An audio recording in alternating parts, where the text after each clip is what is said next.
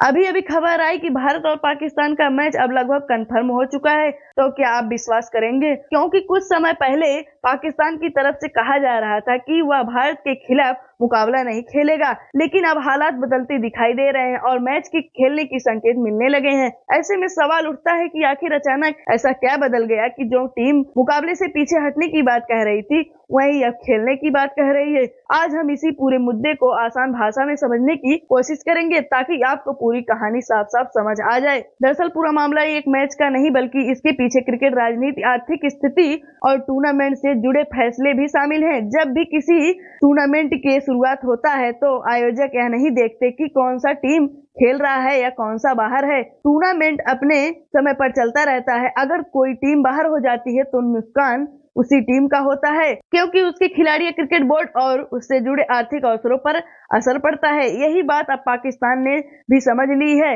अगर इतने बड़े मुकाबले को खुद को दूर रखता है तो इसका नुकसान उसके अपने क्रिकेट सिस्टम को हो सकता है। क्रिकेट सिर्फ मनोरंजन नहीं बल्कि इससे हजारों लोगों की रोजी रोटी जुड़ी होती है। स्टेडियम में काम करने वाले कर्मचारी, ground staff, security guard, camera team, प्रसारण कंपनियां, होटल उद्योग, ट्रैवल एजेंसियां, छोटे छोटे दुकानदार, सबको ऐसे बड़े मुकाबलों से फायदा मिलता है।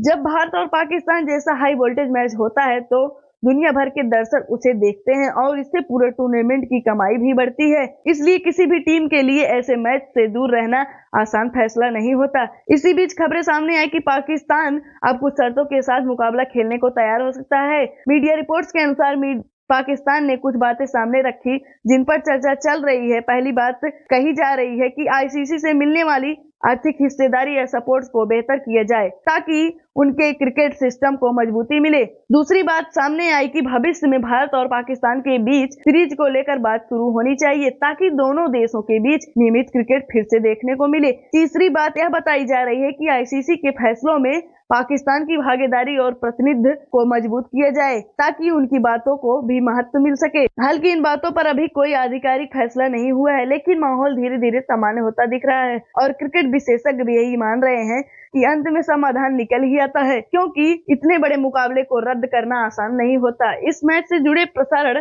अधिकार, विज्ञापन, स्पॉन्सरशिप और दर्शकों की उम्मीदें सभी बहुत बड़ी हैं। भारत और पाकिस्तान का मैच अब सिर्फ क्रिकेट मुकाबला नहीं, एक क्रिकेट इवेंट बन चुका है जिसका इंतजार दुनिया भर के क्रिकेट प्रेमी करते हैं। अगर हम पिछले इतिहास को देखें तो कई बार राजनीति और कूटनीति तनाव के कारण दोनों देशों के बीच क्रिकेट रुकता रहा है, लेकिन बड़े टूर्नामेंट में दोनों टीमें आमने सामने आती हैं और हर बार जब यह मुकाबला हुआ है तो उसने रिकॉर्ड दर्शक संख्या और बड़ी कमाई हासिल की है। यही वजह है क्रिकेट बोर्ड भी चाहते हैं कि खेल चलता रहे, क्योंकि खेल रुकने से सबसे ज्यादा नुकसान खिलाड़ी और खेल से जुड़े लोगों को होता है।